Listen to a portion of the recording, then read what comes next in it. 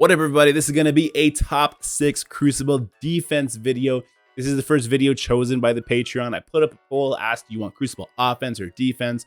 War offense or defense? And it was so close between Crucible offense and defense. I feel they need to do both. Offense did technically win, but I'm going to do the defense video first because it's going to make the offense one make so much more sense. I do got to say there's only 2 weeks left in this season, so these videos are to help you make it a final push.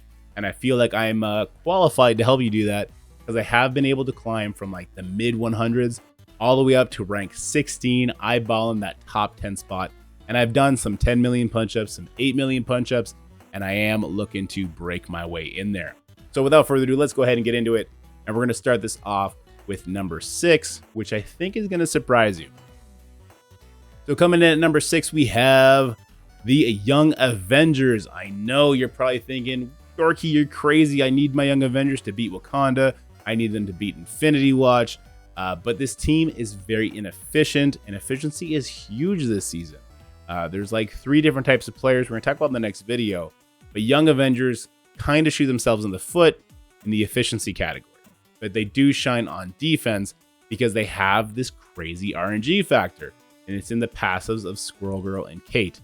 Now, you guys know all about this from the Famine Scourgers. I'm not going to beat a dead horse.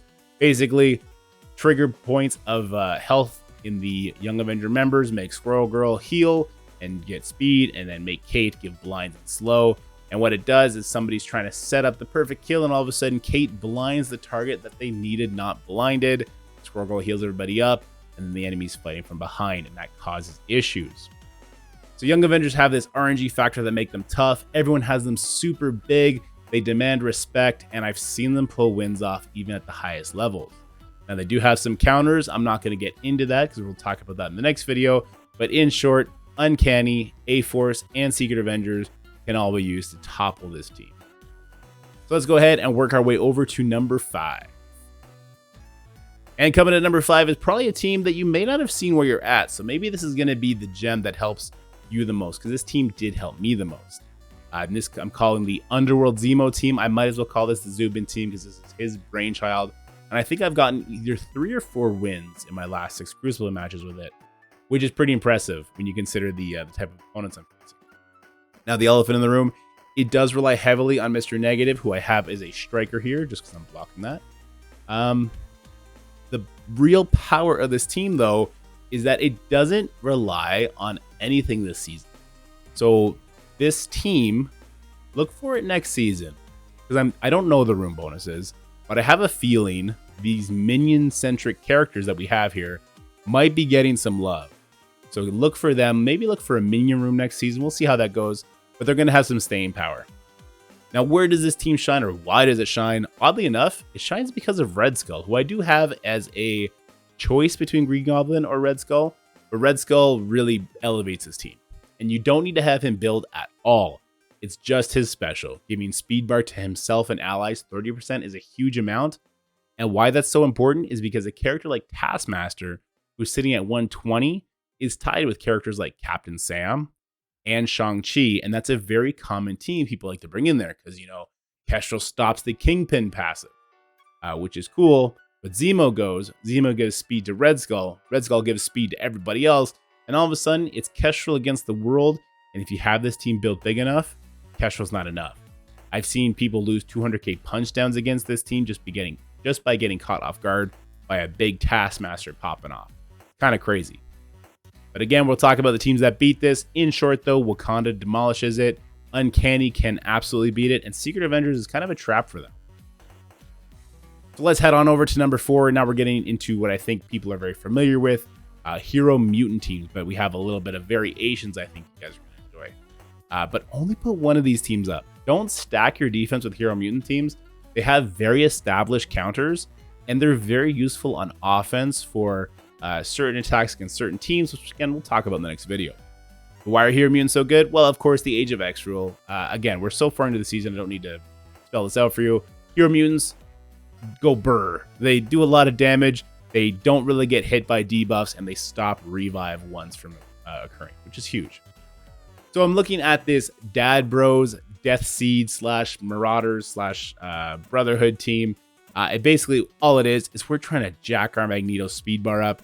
He does get 15% from himself, from Psylocke, and from Sabretooth, giving him 45% total. He's a pretty slow character, but this still makes him go before characters on the Secret Avengers team, which can be very rough, and against a lot of characters who they might think, I'm bringing in Emma, so I have enough, it's going to be okay. But Magneto is going to go really quickly. We got him as a Raider in this combination, and then he's proccing your dad bros to pop off. And you'd be surprised how much damage this team does. The reason we don't have Toad giving extra chances at Raider crits is because Toad hits like a wet noodle. So in the off chance that this does get to pop off, Sabretooth is going to do huge damage along with him. Psylocke is giving huge buffs to herself and Magneto and doing turn rewinds and defense down along the way. And this will absolutely catch people off. Then we're going to have Uncanny, but we take out Cyclops for Wolverine, which I'm sure Wolverine is very happy to do, being beside Phoenix instead of Cyclops. That's just because his damage is more reliable. His special gets buffed by Phoenix, rather, and he's just more likely to pop off. Cyclops is very squishy, tends to die. Not a lot of people have put too much in Cyclops, but they have in Wolverine because of that Weapon X team. Now, this team is also more commonly known, so it's more likely to get absolutely demolished by counters like Wakanda, Infinity Watch, and even Secret Avengers Kestrel. That one in particular really, really takes the life out of the Uncanny team. So watch out if you're going to try that team on defense. And now we're going to get into the top 3. These are the roadblock teams that are going to get you actual wins, that are not just going to tax your opponent's roster, because that's what the teams before us did. They were taxing our opponent's roster, so our next 3 teams have less options to tackle certain points of them that make it very difficult, and you'll get wins on this team. This team in particular, the astonishingly tangled team. Well, let's talk about why this team is crazy. Of course, we got the Age of X for our astonishing X-Men members. Beast just being able to do extra healing because they're able to survive. Then Jubilee and Bishop just popping off huge damage. Of course, Age of X affects this. But the big thing that gets you wins here is, well, more than one win, is the Mall Rat, where Beast is just healing your Tangled Web, keeping everybody healthy, keeping your Astonishing members up, giving speed and offense up to the other Axemen members. And that leaves out what the Tangled Web are actually bringing. The Tangled Web opening basically makes it so you can't one-shot this team without taking a gigantic risk. Why is that? Well, Weaver gives speed up to 2099 on spawn, and he becomes one of the fastest characters in the game. In fact, he's only slower than, I believe, Nakia and 1 million, I believe. Okoye is 1 speed slower than him. And actually, Black Panther might be 1 million, might be even with him. So some people try and bring in Emma with Wakanda, and they'll quickly find they don't have enough damage against these super stacked Tangled Web Astonishing X-Men members. So after that speed up, 2099 does his ultimate, giving defense down and slow to everybody, stripping buffs and just doing a whack load of damage, which obviously gives them the speed bar to Spider Weaver, who puts charges up, and then you're in big trouble.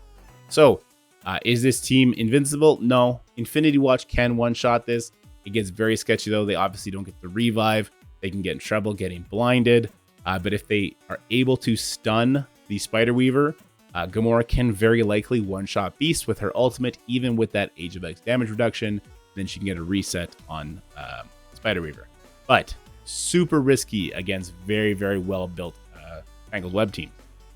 What people tend to go for is the safe 2-shot, where they send in a bunch of minions and just have 2099 ult. If your minions aren't going to die, you pause the game and let it time out. They are going to die, fine.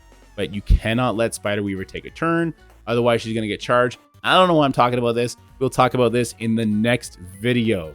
I'm not gonna talk about offense. That's for tomorrow's morning. That's for the next video.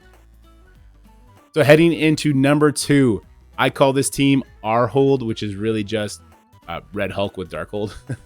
And it's very, very important that you slap this team in stage 6. Obviously, the team before was stage 3, and the 3 before that were stages 1, 2, and 5. Honestly, stages 4 and 6 are the only rooms that super matter. Stage 3 helps a bit, but it's not like evolutionary to what the Tangled Web bring. But anyway, talking about this team is super tough. mostly because of the Tales of Legend buff.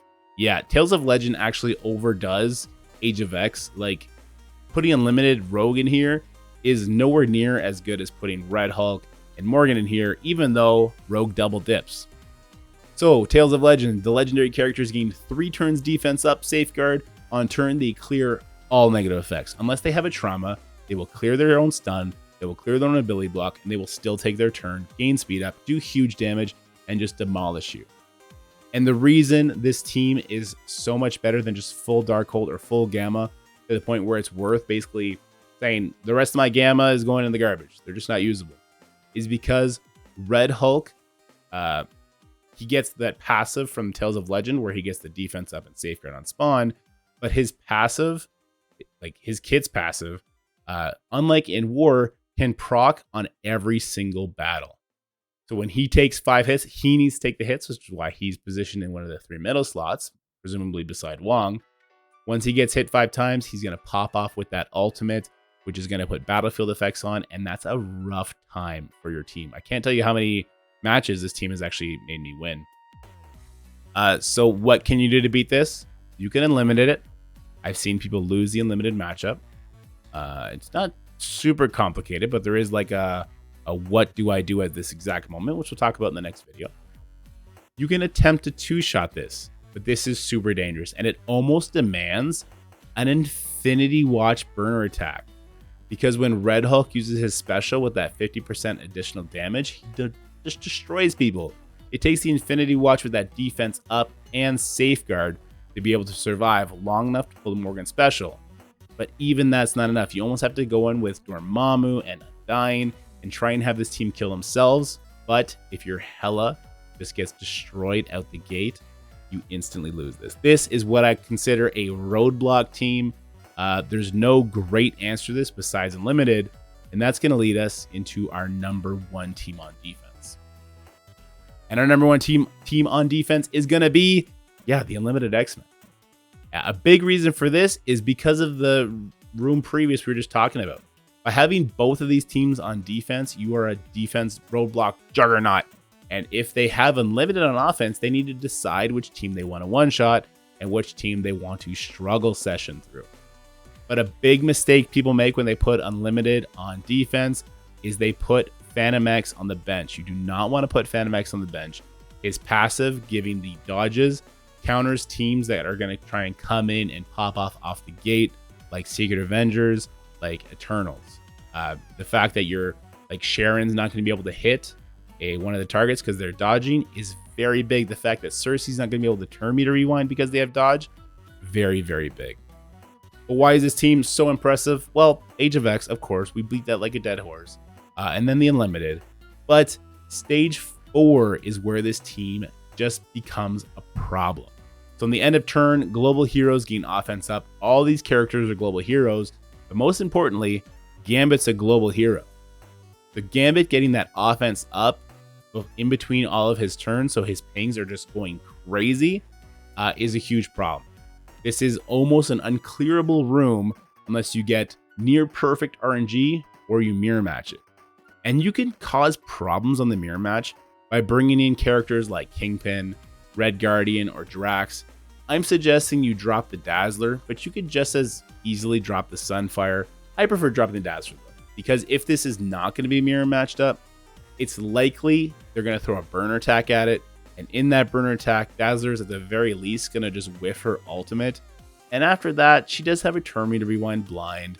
She is immune to blinds. She does some interesting things, but not as much as Phantom X. Just his simple dodge on spawn is big. And then for Sunfire, if they've already done one burner attack, he's likely about to open up with his ultimate, giving offense up, giving himself speed, and just destroying your enemy team. I think Sunfire makes the second attack harder, and if the second attack is harder and it goes to a third attack, then your Rogue might have her abilities back up, and then it's a wrap. So what teams counter this? We'll get into this more in the next video, but you got Rogue. That's a signifier for Unlimited. And you're going to throw Emma in there. Emma is just a stand-in for any kind of speed advantage. But even if you have the speed advantage, if there's an on-spawn taunt, like a Kingpin summon, like a Red Guardian or a Drax or even a Bishop, you still got to deal with the enemy rogue, and that's a problem. And what I will say is you do absolutely want your rogue as a skirmisher. I've not really gone into too much details on this, but I hope you've been paying attention to the screen. If someone's going to mirror match it, you want your rogue to be able to land her stuff on the enemy rogue if they go for a straight mirror matchup, because that's kind of the best way to counter a team that has a on-spawn taunt. Oof, I'm getting tired. All right, guys, so that's going to be it for the defense video. I'm going to go ahead and finish up the offense video, and that's going to be out for you in the morning. I hope you enjoyed, and have a great day.